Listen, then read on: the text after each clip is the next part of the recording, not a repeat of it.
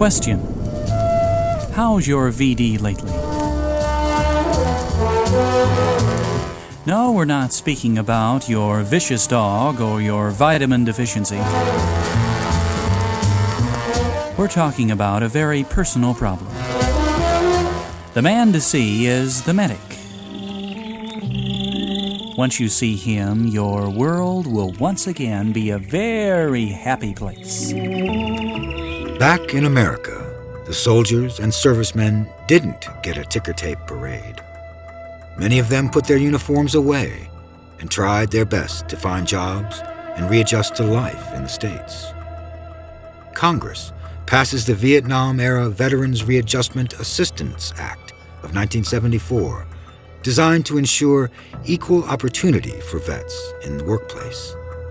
One of the worst problems in readjustment is through post-traumatic stress disorder, also known as shell shock, that has taken hold in many of the veterans. The first vet centers are established in 1979, and several organizations of vets spring up over time. Yet, to many in the outside world, Vietnam is looked upon as an embarrassment. That is about to change. A lot of us coming home from Vietnam really didn't want to talk about the war. We felt that America had turned their backs on us. It was your family support that probably kept you going. If you were single, it's your mother and father or brother was encouragement to keep going, don't worry about it. I would say my wife was very understanding about it because she had lost her cousin who she was close with, and she knew I had gone through it too. So it was a healing process. I think the wall is a great idea. I think when they put the Women's Nursing Memorial there, that was also a great idea for a lot of the things that the women had sacrificed during the Vietnam War too. A wounded Vietnam veteran, Jan Scruggs, founds the Vietnam Veterans Memorial Fund, Incorporated, on April 27, 1979, almost 4 years to the date of the fall of Saigon. They quickly raise $8.4 million in private donations for the building of a memorial. Well, Jan Scruggs was the founder of the wall in Washington, D.C., and I think a lot of us thought it was a great idea. I know I worked through the American Legion to get funds to help build it and things like that, soliciting money, going out and asking for donations. Congress soon offers 3 acres near the Lincoln Memorial for this new memorial on July 1st, 1980. A design competition is held, and $50,000 is awarded at the end of the year to artist Maya Lin's design. It is both groundbreaking and controversial. 2 walls, 246 feet long, join at an angle, starting at 8 inches on the ends to an apex of 10.1 feet. Recessed in the ground, the memorial is not easily noticeable. As visitors come closer to the wall, the black sheen of the stone is in stark contrast to the white-etched names of the fallen. It's a little contrarian view. I don't like names on things like that because it's starting. I remember seeing that in Virginia is one of the first that have a war memorial with everybody's name on it. And because you leave people off and you make mistakes and you put people on there who weren't killed in action, whatever the criteria are, and then you end up spending all the time. They're still putting names on the wall in Vietnam. Well, just like everything else, everything's got a memorial. I thought it was one of the best things they ever did. I wasn't concerned about being a big black piece of granite. The names on there, if you ever been there and touched that wall and you seen some of your friends' names on it, it came to life. You saw your reflection in it. You've seen what happened, how you're still on the other side of that wall, and all those guys that are not on the other side. Within the memorial is sculptor Frederick Hart's lifelike statue, The 3 Soldiers, of a trio of Vietnam soldiers. On November 13th, 1982, the Vietnam Veterans Memorial is formally dedicated. We're gathered today, just as we have gathered before, to remember those who served, those who fought, and those still missing and those who gave their last full measure of devotion for our country. We're gathered at a monument on which the names of our fallen friends and loved ones are engraved, and with crosses instead of diamonds beside them, the names of those whose fate we do not yet know. One of those who fell wrote shortly before his death these words: "Take what they have left and what they have taught you with their dying, and keep it with your own, and take one moment to embrace those gentle heroes you left behind." I've found all the names of the people that were there and that I lost, and it's a long list. The memories of fallen women in the Vietnam War remain left behind until 1993 with the dedication of the Vietnam Women's Memorial. I refused to go to the dedication. I went up there for the first anniversary, and I was shocked and overpowered by it. And I was really impressed of what it was, and I love it now. And she did a very good job, and I really, I'm glad that she did it. I think it's a good idea. I mean, I've been to the memorial several times, and it makes me feel better, makes me feel good. It's a healing process.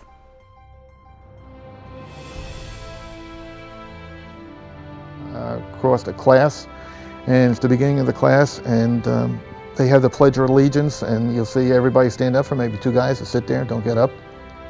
And you would like to go over and shake the guy and say, "Do you know what I sacrificed for you to be here in this country? That you could stand up, but you can't." So you start to wonder, what are our laws involving? Are we going one way and not the other way? And what I mean by that is, when I was growing up and being a kid, you always stood up for the flag, you honored the flag, you honored your veterans and everything else. And today a lot of these students figure they have rights that they don't have to do that. But the bottom line is that rights that you have, who gave you those rights? It's the veterans who made the sacrifices so you can have that right not to stand up. How is Vietnam remembered this 40 years later? First of all, in the history books, there's not much about it. Not many people teach it.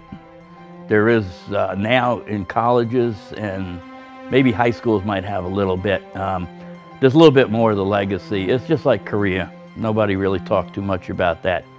It's part of our history. We need to learn by it. If you look at the history book, high school history book is just skim through it once, and there might be a half a page about Vietnam in it, and that's assuming the kid can read it, can read that far. The other half is the protesters. They talk about the protesters demonstrating against this illegal war using the same terminology that the communists used. And so I started to wonder, hey, maybe they did win after all. Most history books, Vietnam is only one paragraph, if that much, and our school children don't know anything about it. And matter of fact, a lot of adults, their memory is very short, and the American history is important, and it still affects us today. Everything, the Revolutionary War, the War of Northern Aggression, and Vietnam, it's all important. It emerges in films, such as 1978's The Deer Hunter, directed by Michael Cimino and starring Robert De Niro, and in Francis Ford Coppola's cerebral Apocalypse Now, with Marlon Brando, Robert Duvall, and Martin Sheen. It deals with the war itself.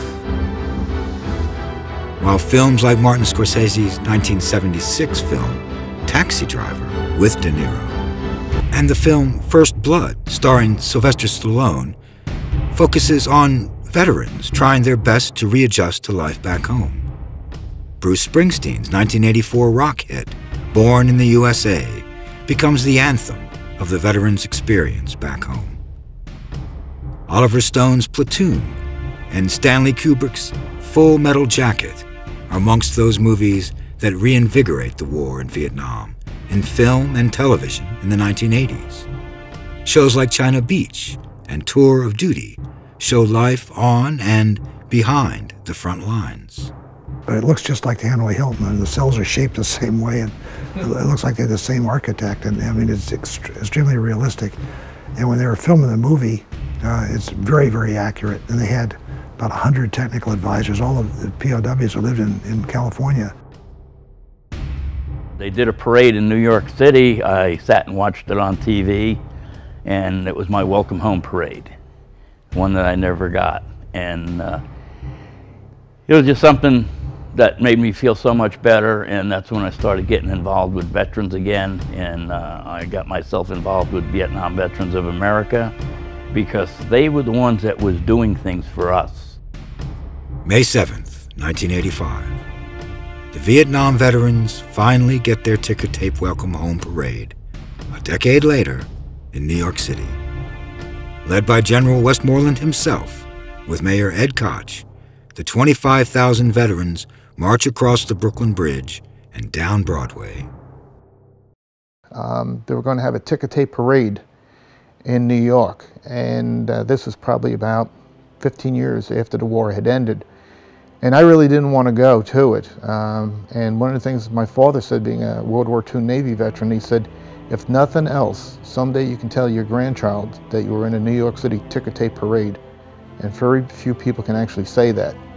And that's one of the reasons I went. I didn't know anybody there from my unit because we had all scattered and things like that.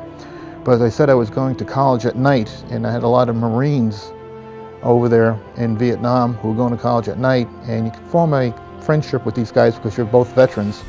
And these fellows told me to go march with them, so I marched with a Marine division. At least you knew somebody in the group. But that was a rewarding experience, marching in a ticker tape parade. And Westmoreland led the parade off the off to the Brooklyn Bridge. And it went all day. I think he stepped off something like at 8 o'clock in the morning. And the last soldier to come across the Brooklyn Bridge was something like 2:30 in the afternoon. And I've been told, I don't know if this is true or not, but when they clean up after a ticker tape parade, they measure it in tonnage. And to this day, the Vietnam veterans have the largest amount of tonnage of the ticker tape parade. I think it was a reflection, a turning point at that point that the American people realized the sacrifices we had made for our country. For the first time, the war in Vietnam is accepted as part of America's heritage. Even today, we'll wear our hats as Vietnam veteran. We have actually younger people come up to us and thank us for our service. And it's been over 40 years, but it's something I think this country realizes now that they made a mistake, and it wasn't us, it was our government. February 3rd, 1994. President Bill Clinton, in an attempt to not only strengthen trade, but more importantly, encourage an accounting of American soldiers missing in action, lifts the 19-year-old trade embargo with Vietnam. He visits the country 6 years later. I still have some difficulty with that. If it means finding out more about our POWs and MIAs, I guess it's one of those necessary evils. I have not been back to Vietnam. I will not go back to Vietnam. Well, one of the things I thought was kind of interesting, President Clinton probably tried his best to stay out of going into the military and going to Vietnam, and then he becomes the first president to go to Vietnam, which kind of left a bad taste in my mouth because everything we sacrificed, and all of a sudden the U.S. government says, oh, everything's hunky-dory, and let's get together and help your economy and help our economy. And it leaves a bad feeling. It is a polarizing move. Clinton is known as a draft dodger in the 70s, and the move is viewed negatively by many veterans groups. 12 years after the embargo lift, the fates of 325 servicemen is finally accounted for. The war in Vietnam holds a unique place in American history. It is a divisive war that consumed an entire generation and forever changed our role in warfare. But on the human level, it is a war that keeps demanding courage from its veterans, its pilots, its soldiers, artillerymen, prisoners of war, nurses, and more, decades after the last shot was fired. I think if we're going to go to war, number one, if we're going to go to war, then we should do it right, okay? Have a plan, follow through, and get out.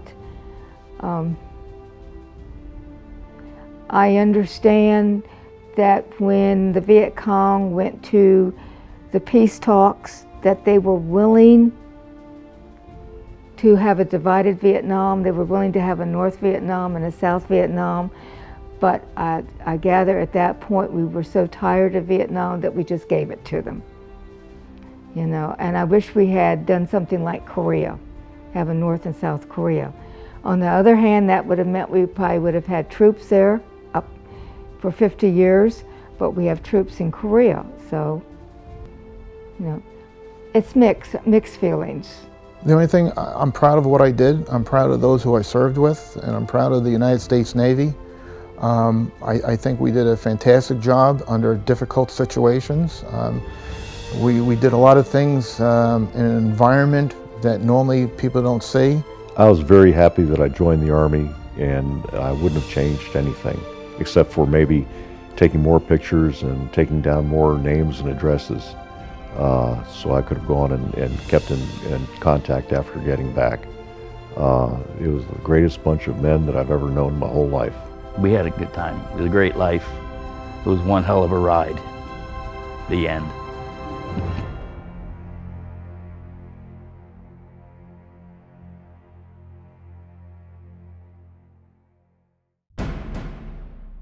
Thanks for watching. If you'd like to help us produce more compelling historical content like this, please like, comment below, and share this video with fellow history buffs. And of course, be sure to subscribe to help keep history happening.